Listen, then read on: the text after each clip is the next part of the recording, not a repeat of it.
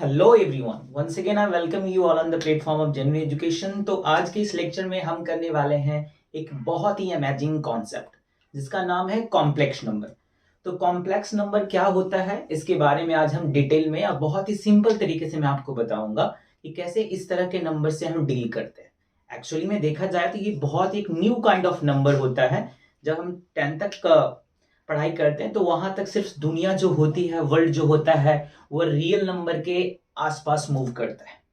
जैसे ही 11th में आते हैं तो वहां पे एक नया सा नंबर देखने को मिलता है, कॉम्प्लेक्स नंबर। तो हम ये सोच में पड़ जाते हैं ये कॉम्प्लेक्स नंबर क्या है। ठीक है, तो मैं सबसे पहले बताऊंगा कि ये कॉम्प्लेक्स नंबर क्या है, क्यों आया, क्या रियल से काम नहीं चल रहा था, क्या है उसकी स्टोरी, क्या है वो हम देखेंगे। तो आज के इस लेक्चर फ्लो के अंदर चलते हैं, हमें क्या मिलने वाला है।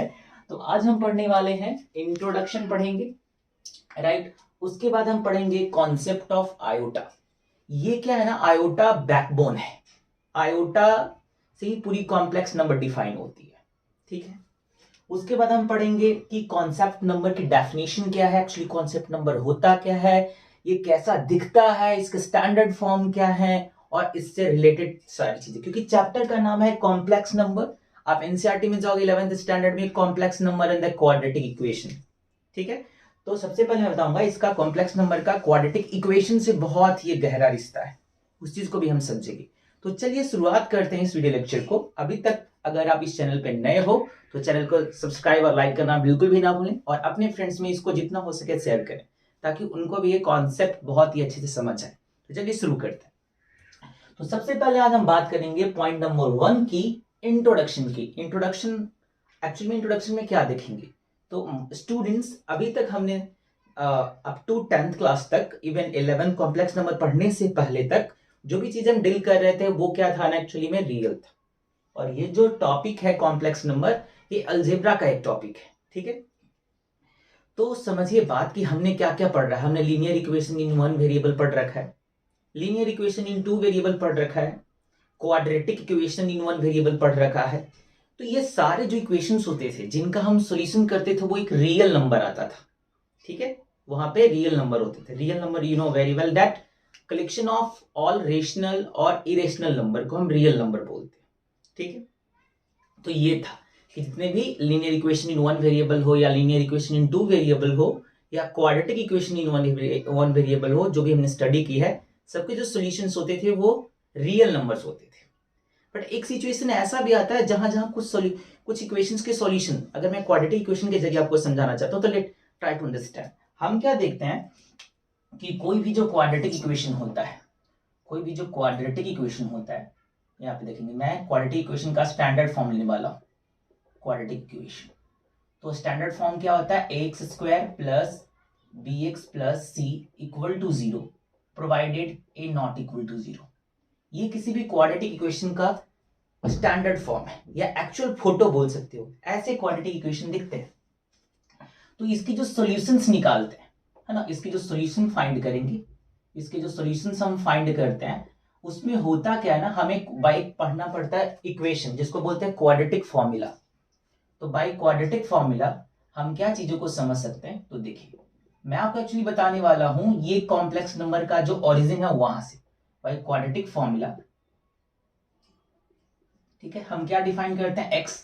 अगर इस क्वाड्रेटिक इक्वेशन का सॉल्यूशन निकालना है तो हम एक्स डिफाइन करेंगे। X is equal to what, minus b plus root b square minus 4ac upon 2a। ये होता है एक वैल्यू, ऐसे होती है। एक और वैल्यू को हम डिफाइन करते हैं, क्वाड्रेटिक है तो दो सॉल्यूशंस होंगे, B square minus 4ac upon 2a। तो ये जो एक्स होना चाहिए ना, एक्स होना चाहिए, वो क्या होना चाहिए, रियल, रियल होना चाहिए। यहां पे एक और टर्म डिफाइन करते थे, डिस्क्रिमिनेंट क्वाड्रेटिक इक्वेशन का, बी स्क्वायर माइनस 4ac। ठीक है, यह है क्या, डिस्क्रिमिनेंट।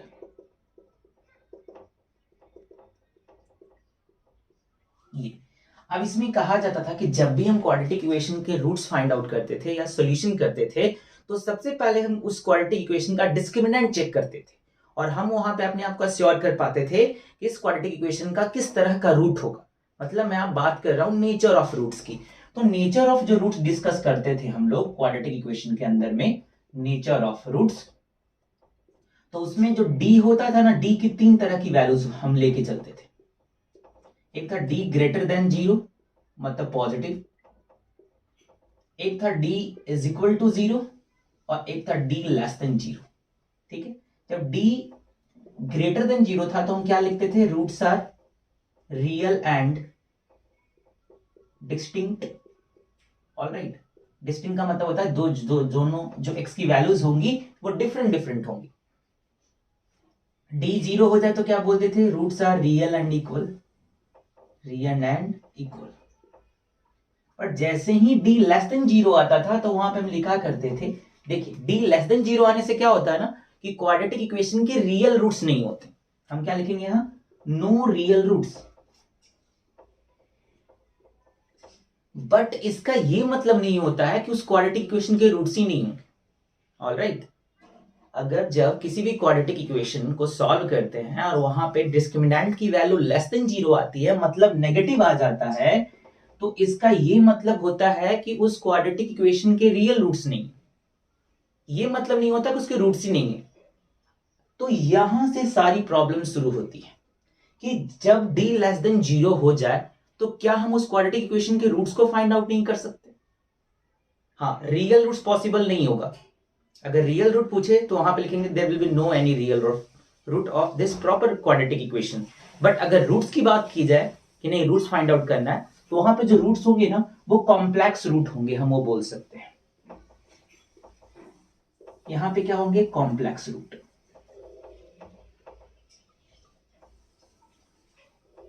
बात क्लियर है? d लेस देन 0 होता है तो क्वाड्रेटिक इक्वेशन की कोई रियल रूट्स नहीं होते, बट इसका ये मतलब नहीं होता कि उसके रूट्स ही नहीं होंगे। रूट्स होंगे और रूट्स होंगे वो कॉम्प्लेक्स रूट। चलिए एग्जांपल के जरिए मैं आपको समझाता हूं। आई होप ये चीज आपको समझ में आई होगी। चलिए इसको इरेज करते हैं और चीजों को और भी अच्छे से क्लैरिटी से समझते हैं। क्योंकि कोई भी टॉपिक को मैथ्स में जितना डेप्थ अंडरस्टैंडिंग रखेंगे उतना ही आपका फाउंडेशन क्लियर होगा और कोई भी क्वेश्चंस को अटेम्प्ट कर पाएंगे आप। तो चलिए हम इस चीज को समझते हैं। सपोज हमारे पास क्या है ना, x square plus 1 is equal to 0। ये क्वाड्रेटिक इक्वेशन है, ठीक है। अब इसको मैंने क्या ना एकदम सिंपल सा इक्वेशन लिया क्वाड्रेटिक इक्वेशन के फॉर्म में। अब इसको सॉल्व करते हैं। सॉल्व करने का मतलब होता है एक्स की वैल्यू फाइंड आउट करना, ठीक है। तो x square is equal to क्या हो जाएगा, -1, राइट। तब यहां से बात आती है एक्स की वैल्यू क्या होगी। अब सोचिए यहां से ये एक्स की वैल्यू क्या होगी, क्योंकि यहां पे सोचने वाली बात है कि अभी तक जो हमने पढ़ा था कि किसी भी नंबर का स्क्वायर करेंगे। आइए स्टेप 2 से समझते हैं। किसी भी नंबर का स्क्वायर, किसी भी नंबर मतलब किसी रियल नंबर का स्क्वायर, किसी भी रियल नंबर का स्क्वायर, किसी भी रियल नंबर का जो स्क्वायर होता है वो नॉन नेगेटिव होता है। ऑलराइट, ये चीजें इंपॉर्टेंट थी। किसी भी जो रियल नंबर का स्क्वायर होता है एक नॉन नेगेटिव होता है। नॉन नेगेटिव का मतलब क्या होता है, 0 और पॉजिटिव, ठीक है। ये कॉन्सेप्ट क्या था 10 तक जो हम पढ़ते थे, किसी भी रियल नंबर का जो स्क्वायर होता है वो नॉन नेगेटिव। नॉन नेगेटिव का मतलब वो नेगेटिव नहीं होगा, इसका ये मतलब होता है वो 0 हो सकता है या पॉजिटिव हो सकता है। तो ये कॉन्सेप्ट था। बट यहां पे तो कुछ अलग दिख रहा है कि कौन से रियल नंबर को हम रखे तो माइनस बनाए। तो यहां तो लिख देंगे no real solution, no real roots, you can say. ये बात तो सही है, बट बात आती है कि चलो ठीक रियल सोल्यूशन नहीं है तो इसका सोल्यूशन निकालेंगे कैसे। तो उससे मैथमेटिशियन के सामने बहुत ही प्रॉब्लम के तौर पे आने लगे। अब सब लोग लग गए इसी को सॉल्व कैसे करा जाए। तो वहां पे ही ये सब जो चीज है जो भी कॉम्प्लेक्स नंबर का जन्म होता है। तो वहां पे एक सेंटेंस आता है जिसका नाम था यूलर। क्या यूलर नाम का एक मैथमेटिशियन था, यूलर। उसने इस तरह के प्रॉब्लम से डील करने के लिए अपना कॉन्सेप्ट दिया। उसका क्या कहना था कि स्क्वायर रूट ऑफ -1 को उसने आई बोला। यहां से कॉन्सेप्ट स्टार्ट होता है। आप चीजों को समझिए। अभी तक जो मैंने आपको बताया वो मैंने आपको अवेयर कराया कि रियल नंबर के अलावा भी कुछ नंबर्स होते हैं। समझ में आया? रियल नंबर के अलावा भी कुछ नंबर्स होते हैं, उनको जो हमें जानना है। हमें अपने ये जो नंबर सिस्टम के डोमेन को है वो थोड़ा लार्ज करना पड़ेगा, तभी हमें चीज समझ आएगी। अब रियल की दुनिया को छोड़ के थोड़ी इमेजिनरी दुनिया में जाना पड़ेगा, तब हमें कॉम्प्लेक्स नंबर से मुलाकात होगी। तो हम समझते हैं यूलर ने ही आयोटा का कॉन्सेप्ट दिया था, that is square root of -1। एक ग्रीक मैथमेटिशियन था, ठीक है ना। तो स्क्वायर रूट ऑफ -1 को उसने आई बोला। आई का मतलब क्या होता है? आई का मतलब होता है आयोटा, ठीक है। उसको स्मॉल आई से दिखाते हैं, क्लियर है। अब क्या होने लगा कि देखिए स्क्वायर रूट के अंदर कोई नेगेटिव नंबर पहले नहीं होती थी, बट इसने स्क्वायर रूट ऑफ -1 को आई बोल दिया। अब ये चीज हो गई आयोटा। अब इससे हम बहुत सारी चीजों को डिफाइन कर सकते हैं। तो कोई भी इमेजिनरी नंबर, सपोज देखते हैं यहाँ पे कि आई के बारे में अगर हम बात करते हैं, कल को जाके अगर हमारा कोई भी नंबर जैसे ये 2i दिखे, -5/3i दिखे, ये सब क्या है? ये सब को हम बोलते हैं इमेजिनरी नंबर। क्या बोलेंगे? Imaginary number. कोई भी नंबर जो bi के फॉर्म में हो उसको हम क्या बोलेंगे? इमेजिनरी नंबर बोलेंगे, ठीक है। Square root of -1 is equal to I, ये इमेजिनरी नंबर है, ठीक है, इमेजिनरी, जिसका रियल से कोई वास्ता भी नहीं। That is i is equal to square root of -1 iota, that was given by Greek mathematician Euler, ठीक है। तो ये जो 2i दिख रहा है आपको, -5/3i जो दिख रहा है, bi जो दिख रहा है, all are what? Imaginary numbers. किसी भी इमेजिनरी नंबर को हम ऐसे रिप्रेजेंट करते हैं bi, जहां b क्या होता है? रियल नंबर, ठीक है। b क्या है? रियल नंबर है। i क्या है? आयोटा। i की वैल्यू, i का डेफिनेशन क्या होता है? स्क्वायर रूट ऑफ -1, तो 2i -5/3i। इस सब से जितने भी नंबर आपको दिखेंगे जो bi के फॉर्मेट में होंगे, उनको हम बोलेंगे इमेजिनरी नंबर। आई होप ये चीज आपको समझ में आ रही होगी। रियल नंबर से अलग है, देखिए यहाँ पे। तो ये तो थोड़ा कॉन्सेप्ट हो गया आपको आयोटा के बारे में। चलिए इस लेक्चर को आगे बढ़ाते हैं, और भी चीजों को आराम से समझेंगे हम। तो देखते हैं यहाँ पे। तो अब मैं बात करने वाला हूँ इमेजिनरी नंबर को, मैंने आपको बता दिया, ठीक है ना। तो ये जो इमेजिनरी नंबर है ना और रियल नंबर, जब दोनों आपस में मिलते हैं, दोनों के जो कॉपरेशन से जो नंबर डेवलप होगा ना, उसके बारे में हम बात करेंगे। तो मैंने आपको आयोटा का बेसिक कॉन्सेप्ट सिखाया है। Iota is i is equal to what? Square root of -1, ठीक है। वो ये क्या है ना, किसी प्रॉब्लम का एक सोल्यूशन है। ये छोटा दिखने में है, बट इसके इम्पैक्ट बहुत ही बड़े हैं। अभी हम आगे जैसे जैसे लेक्चर एंड टॉपिक्स में आगे बढ़ेंगे, वहां पे हमें इन चीजों के बारे में आइडिया लगेगा। तो चलिए शुरू करते हैं कि what is actually mean by here. या if we want to see more concept about the iota, we can see. चलिए आयोटा के कॉन्सेप्ट को पहले और पढ़ लेते हैं, फिर कॉम्प्लेक्स नंबर के ऊपर हम लोग बात करेंगे। तो सबसे पहले आप समझता हूं कि i इज इक्वल टू क्या हो गया? Square root of -1। क्लियर है? ये बेसिक डेफिनेशन है, सबसे बेसिक बात है। i is equal to -1। अगर मैं आई स्क्वायर फाइंड आउट करना चाहूं तो क्या करूंगा? अगर मैंने यहां पे स्क्वायर लगाया है तो यहां भी स्क्वायर जाएगा, और स्क्वायर से रूट कैंसिल हो जाएगा, आई स्क्वायर की वैल्यू हो जाएगी -1। ये भी एक इंपॉर्टेंट बात है, ठीक है। ये हो गया। अगर मुझे i की 3 पावर डिफाइन करनी हो तो क्या होगा? इजी है, सोचिए ध्यान से इसको। i की पावर 3 को क्या लिखा जा सकता है? कैन बी राइट i की पावर 2 इंटू आई, लिख सकते हैं कि नहीं? बेसिस सेम है तो पावर है, जिससे कुछ पावर नहीं तो 1 है, तो 2 1 3। i की पावर 3 को i का स्क्वायर इंटू आई लिख सकते हैं। तो अब देखिए आई स्क्वायर की वैल्यू क्या होती है? -1, और इसको i से मल्टीप्लाई करेंगे तो यहाँ पे आएगा -i। की वैल्यू कितनी आ गई? -i। वैसे ही बात करेंगे i की पावर 4 की, तो i की पावर 4 को क्या लिख सकते हैं हम लोग? i का स्क्वायर इंटू आई का स्क्वायर, या i की पावर 3 इंटू आई भी लिखते हैं, नो प्रॉब्लम। तो i का स्क्वायर क्या होता है? -1 इंटू -1 आ जाएगा +1। किसी को लग रहा होगा कि ऐसा ना ऐसा लिखो, कोई प्रॉब्लम नहीं है। i की पावर 3 इंटू आई कर लीजिए, ठीक है। i की पावर 3 की वैल्यू -i आती है, राइट। और ये क्या आ जाएगा? अपना जो i होता है उसको ऐसे रहने थे, ऑल राइट। अब ये माइनस है, i इंटू आई क्या हो जाएगा? आई स्क्वायर माइनस, और आई स्क्वायर की वैल्यू -1 होती है, तो ये +1 हो जाएगा। अगर कोई बेसिक्स स्ट्रांग है तो आप किसी भी तरीके से चल के उस काम को कर सकते हो। तो ये था i की पावर 4, जो i की पावर 4 आएगी उसका ये वैल्यू था, ठीक है। एक इंटरेस्टिंग बात मैं आपको बताता हूं, आप यहां जरा ध्यान से देखिए, नोट करने वाली बात होगी यहाँ पे। एक बहुत ही इंपॉर्टेंट पॉइंट कि अगर आयोटा की पावर जो है जहां से हम स्टार्ट कर रहे हैं वहां से लगातार है 4 टाइम, जैसे समझिए आई स्क्वायर, आई क्यूब और आई 4। अब इसकी वैल्यू क्या आएगी? ठीक है, इस चीज को समझते हैं। आई है कंसेक्यूटिव है ना, कंसेक्यूटिव 4 टर्म्स हैं आयोटा में, आई पावर 1, आई पावर 2, आई पावर 3, आई पावर 4। इसकी वैल्यू क्या आने वाली है? तो सोचिए आई का तो बेसिक कॉन्सेप्ट आई होता है, आई स्क्वायर को हम क्या लिख सकते हैं -1, आई क्यू को क्या लिख सकते हैं माइनस आई, आई 4 को क्या लिख सकते हैं +1। तो क्या होगा, ये -1 से +1 कैंसिल, माइनस आई से प्लस आई कैंसिल, 0। अरे गेटिंग माई पॉइंट? आपको समझ में आ रहा होगा। कभी भी कहीं से आप चलिए, कहीं से आप चलोगे चीजें आएगी। ये लगातार 4 कंसेक्यूटिव पावर ऑफ आई जो होगा, कंसेक्यूटिव टर्म्स बेसिकली जो लेंगे उनका सम आएगा 0। एक इंपॉर्टेंट पॉइंट है, ये सब क्वेश्चंस के अंदर इंप्लीमेंट होंगे। ठीक है, चलिए और कुछ बड़े पावर के आई को हम डील करते हैं कि कुछ आई में जो बड़े पावर होते हैं उसको हम कैसे सॉल्व करेंगे, उसके बाद हम कॉम्प्लेक्स नंबर की तरफ बढ़ेंगे। ठीक है, तो आइए हम आई के बड़े पावर्स को डील करते हैं कि आई के बड़े powers in the sense what. जैसे मान लीजिए कि आई की पावर 20 है, बेसिक से क्वेश्चन से सॉल्व करते हैं। ठीक है, आई की पावर 20, इसकी वैल्यू क्या होगी? तो चलिए समझाता हूं, मैं आपको कॉन्सेप्ट सिखाता हूं, वो समझिए।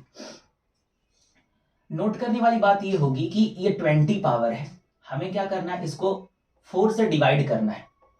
4 से क्या करना है, 20 को डिवाइड करना है। तो 4 5 से 20 हो जाएगा। क्या can be write 20 equal to 4 into 5 plus 0 लिख सकते हैं। तो इसके पावर को हम कुछ इस तरीके से लिखेंगे 4 इंटू 5 प्लस 0। ठीक है, फिर बाद में क्या स्प्लिट करेंगे, आई की पावर 4 इंटू 5 प्लस आई की पावर 0। ऑल राइट, आई की पावर 4 हो जाएगी और इसको हम ऐसे लिख सकते हैं, और ये आई की पावर 0 है। ठीक है, ऑल राइट, ये क्या आ जाएगा 1 की पावर 5।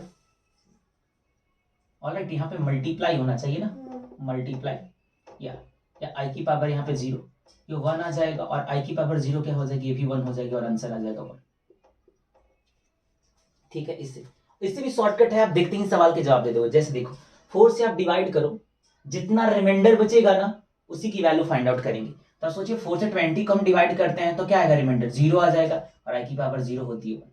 अगर एक और सम को हम सॉल्व करें, आई की पावर अगर मैं 25 को करूं, इसका कितना आएगा, तो 4 से आप इसको डिवाइड करिए, 4 से डिवाइड करो क्या आ जाएगा, रिमाइंडर 4 6 24, रिमाइंडर 1 आएगा।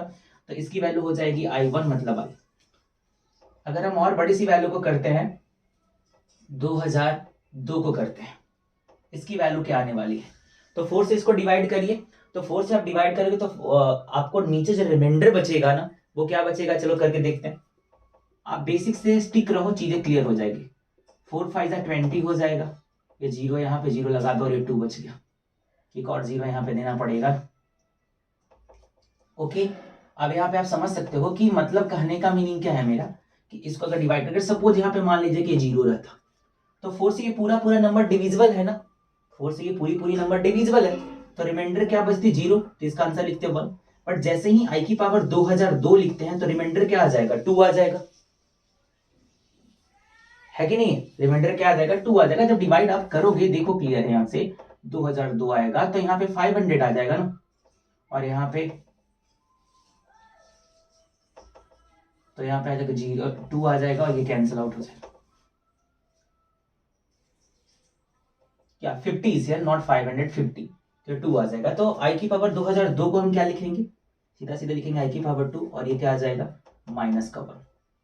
वैसे ही आप किसी आई की पावर अगर आपको 57 की करनी है, कितनी वैल्यू होगी, आप 4 से डिवाइड करिए, इसको 4 से कटेंगे तो कितना आ जाएगा, तो 14 4 56, आई बचेगा रिमाइंडर आई की पावर 1, डेट मींस आई।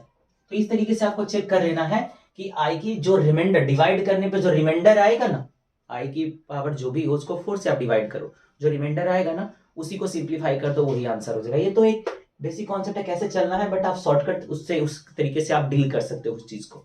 ठीक है, तो ये था पावर ऑफ आई। अगर कभी कभी समटाइम ऐसा भी आता है कि मान लीजिए आपको आई की पावर -2, तो कैसे करोगे, कोई नहीं, इसको हम लिख सकते हैं आई की पावर ऐसे। अब इसकी वैल्यू तो आपको पता है ना, क्लियर हो जाएगी, -1, इसका आंसर -1 आएगा।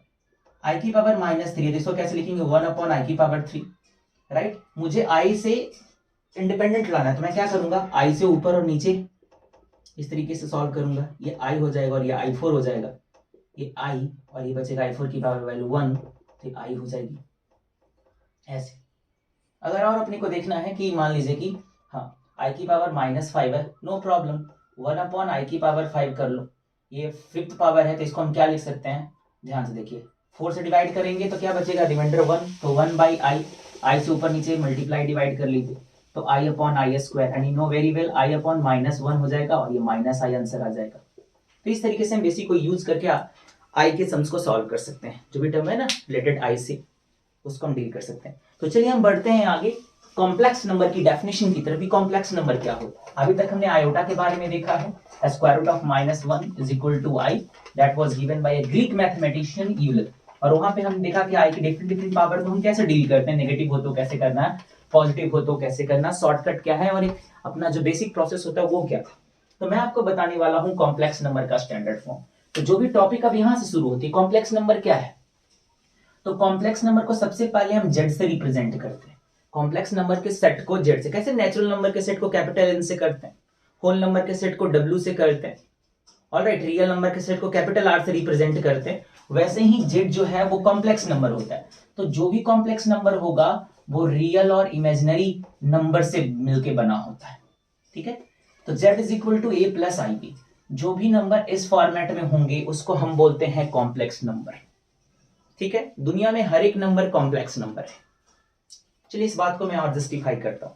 पहले इसकी डेफिनेशन समझे, z क्या है, set of complex number, a क्या है, real part of complex number, real part of complex number, b क्या है, imaginary part of complex number. I तो पता ही आपको आयोटा है कि नहीं है, तो जो भी नंबर इस वाले फॉर्मेट में होंगे हम उसको बोलेंगे कॉम्प्लेक्स नंबर, ठीक है। अब क्या होता है, ए और बी जो होंगे यहाँ पे रियल नंबर्स होंगे, बेसिकली ये रियल है और इमेजिनरी है। अगर इसको ऐसे आप समझो, ये क्या होगा, A comma B R real number, ये हो गया। इस चीज को आप समझिए, कोई भी कॉम्प्लेक्स नंबर को ए प्लस आई बी के फॉर्मेट में रिप्रेजेंट करते हैं, जहां पे ए और बी क्या होने चाहिए, रियल नंबर्स होने चाहिए, ऑलराइट। अब देखिए जैसे एग्जांपल के तौर पे हम समझते हैं 2 + 3i कॉम्प्लेक्स नंबर है, -5 - 2i ये भी कॉम्प्लेक्स नंबर है। अगर किसी ने बोला 5 सिर्फ कॉम्प्लेक्स नंबर है तो जरा सोचिए, आप बोलोगे सर इसमें तो रियल है, इमेजिनरी पार्ट कहाँ है, तो नहीं है, तो क्या बोलेंगे, 0i बोल लो ना, क्या प्रॉब्लम है, ठीक है। सिर्फ अगर थर्ड टाइम किसी ने ऐसा बोला तो ये नहीं है कॉम्प्लेक्स नंबर, बिल्कुल है, इसमें 0 लगा देंगे, रियल पार्ट 0 हो जाएगा। तो इससे समझने वाली बात क्या होती है ना, कि जो एक्चुअल में जो रियल नंबर है ना, उसका भी एक सबसे बड़ा नंबर जहां से सारे नंबर डिराइव हुए हैं वो होता है एक्चुअली में अपना कॉम्प्लेक्स नंबर। दुनिया के सारे नंबर कॉम्प्लेक्स नंबर है। I hope you are getting this, ठीक है। कॉम्प्लेक्स नंबर के डोमेन में ही ये सब सारे लोग रियल, नेचुरल, इंटीजर, फ्रैक्ट, जो भी चीजें सब आते हैं।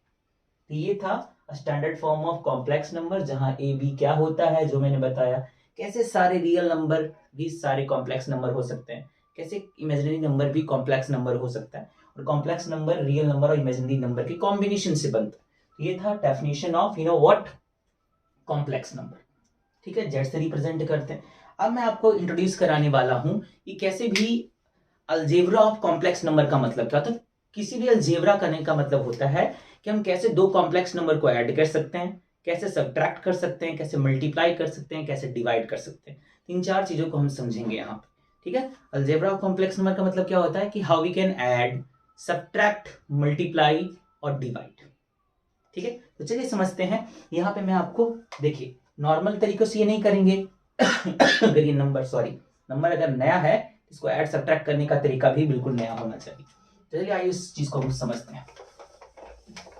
तो सबसे पहले क्या करेंगे हम या अगर अलजेब्रा कॉम्प्लेक्स नंबर को मैं बताऊं उससे पहले थोड़ा सा क्वेश्चंस करेंगे, और छोटा सा कॉन्सेप्ट उसको समझाता हूं मैं आपको, जिसको बोलते हैं इक्वलिटी ऑफ कॉम्प्लेक्स नंबर। आइए, इक्वालिटी ऑफ कॉम्प्लेक्स नंबर छोटा सा कॉन्सेप्ट है, इक्वलिटी ऑफ कॉम्प्लेक्स नंबर।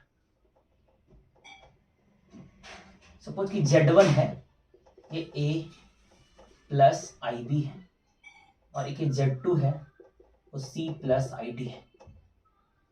ये दो कॉम्प्लेक्स नंबर हमारे पास है। तो किसी ने बोला कि Z1 इक्वल टू Z2, दो कॉम्प्लेक्स नंबर इक्वल कब होंगे? तो सीधी सी बात है, दो कॉम्प्लेक्स नंबर इक्वल तभी हो सकते हैं जब दोनों का रियल पार्ट इक्वल हो जाए। Z1 जो कॉम्प्लेक्स नंबर उसका रियल पार्ट है व्हाट A, तो जब A किसके बराबर हो जाए, दूसरे वाले कॉम्प्लेक्स नंबर के रियल पार्ट के A बराबर C हो जाए। ठीक है, वैसे ही इसमें और क्या है, इमेजिनरी पार्ट भी दोनों की इक्वल होना चाहिए, है ना। तो B is equal to D होना चाहिए। तो दो कॉम्प्लेक्स नंबर अगर इक्वल है, दैट मीन्स क्या है, real part of first complex number must be equal to the real part of second complex number, and imaginary part of first complex number must also have to be equal with imaginary part of second complex number।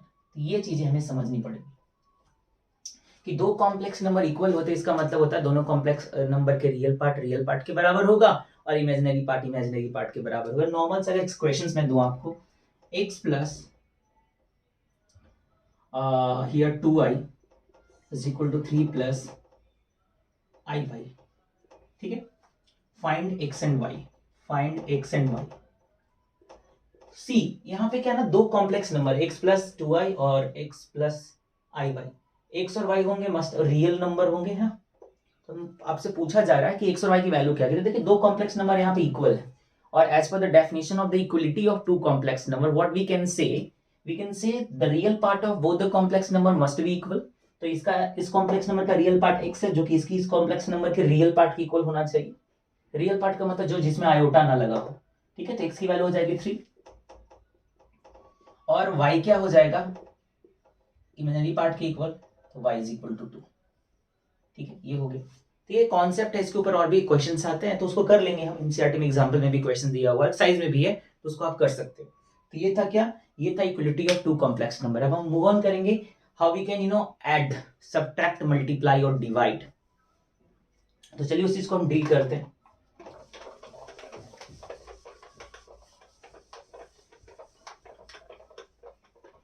समझेंगे इस बात को। तो सबसे पहले हम बात करने वाले हैं अलजेब्रा ऑफ कॉम्प्लेक्स नंबर।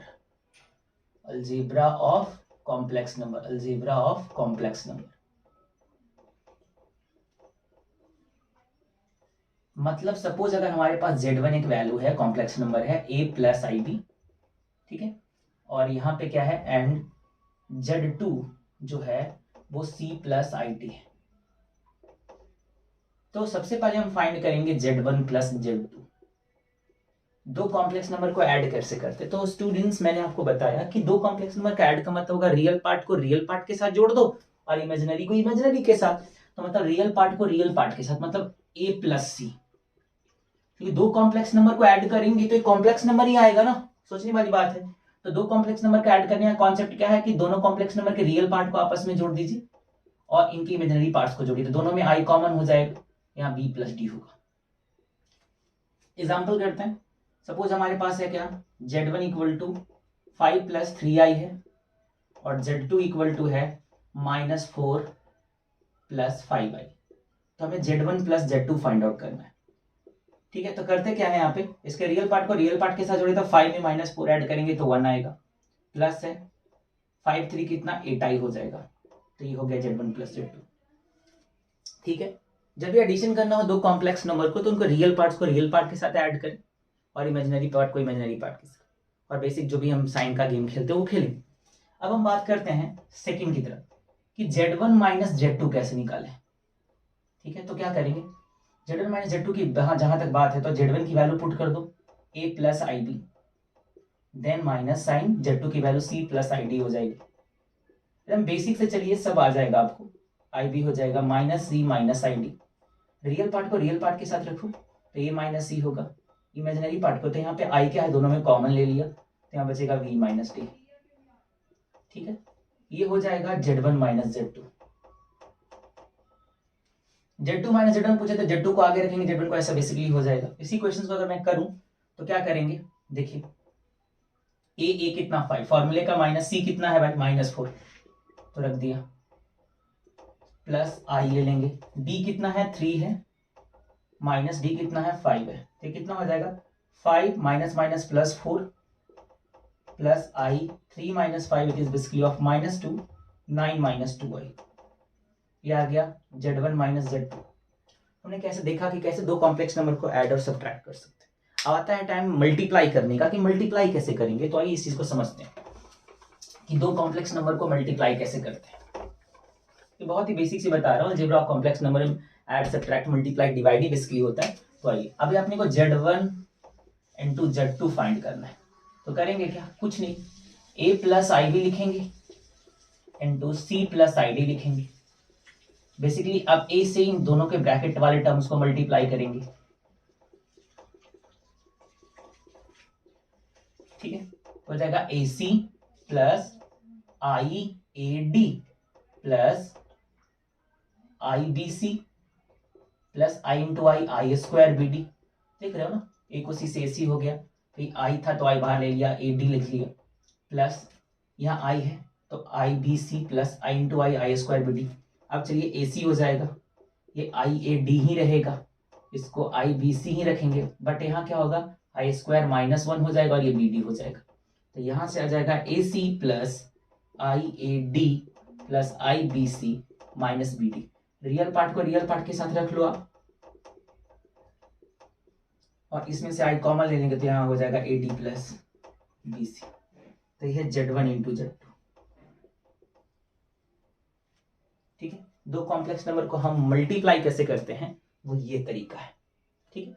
आप एसीएफ समझ रहे हो, मैंने स्टैंडर्ड से रेशनल नंबर कॉम्प्लेक्स नंबर ले लिया है, उसके हिसाब से मैंने आपको बताया, ठीक है।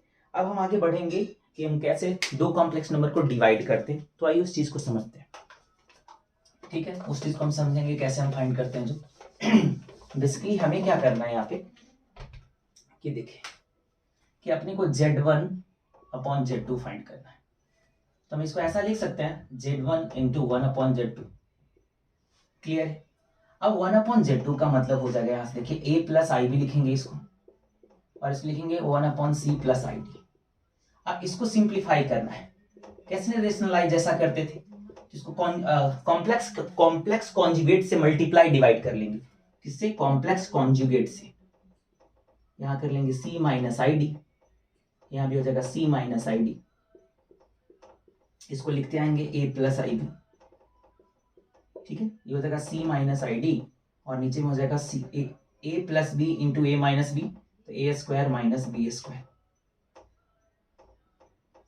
यहां से आ जाएगा a plus I b c minus i d upon what, c square minus हो जाएगा आई स्क्वायर डी स्क्वायर। तो नेक्स्ट स्टेप में क्या लिख सकते हैं, a plus I b c minus i d c square i square -1 तो c square plus D square. अब इस चीज को थोड़ा और सिंप्लीफाई आप कर सकते हो, a plus I b into c minus i d upon a c square plus D square, ठीक है। अब इसका तो मल्टीप्लाई करना आपके लिए बेहद ईजी हो जाएगा। आप इसको मल्टीप्लाई कैसे करते हैं, जो बेसिकली मैंने आपको रूल बताया था अभी, उसके हिसाब से, है ना, कि a प्लस आई बी को आप c माइनस आई डी से आपको मल्टीप्लाई करें तो ए सी हो जाएगा, माइनस आई बी सी हो जाएगा, माइनस आई ए डी हो जाएगा, और minus I square B D. तो यहां लिख सकता हूं ए सी, ये माइनस आई स्क्वायर तो प्लस बन जाएगा बी डी, फिर माइनस कॉमन ले लेंगे तो यहां से बनेगा B C plus A D. तो यहां से लिख लेंगे हम क्या कि A C plus B D minus iota B C plus A D upon C square plus D square, ठीक है। तो ये था क्या हमारा व्हाट, कि हाउ वी कैन डिवाइड, कैसे हम डिवाइड करते हैं दो कॉम्प्लेक्स नंबर को। तो I hope that's all for today everyone. यहाँ तक हम चीजों को आज इस लेक्चर के अंदर देखेंगे। यहाँ से आगे के टॉपिक को हम next lecture of complex number के अंदर स्टार्ट करेंगे, वहां पे हम देखेंगे। आई होप ये टॉपिक, ये कॉन्सेप्ट जो भी डिस्कस हुए सेशन के अंदर आपको इंटरेस्टिंग लगा होगा, और ऐसे ही मैं आपके लिए और भी इंपॉर्टेंट वीडियोस बनाता रहूंगा। अभी कॉम्प्लेक्स नंबर को मैं पूरा कंप्लीट करूंगा।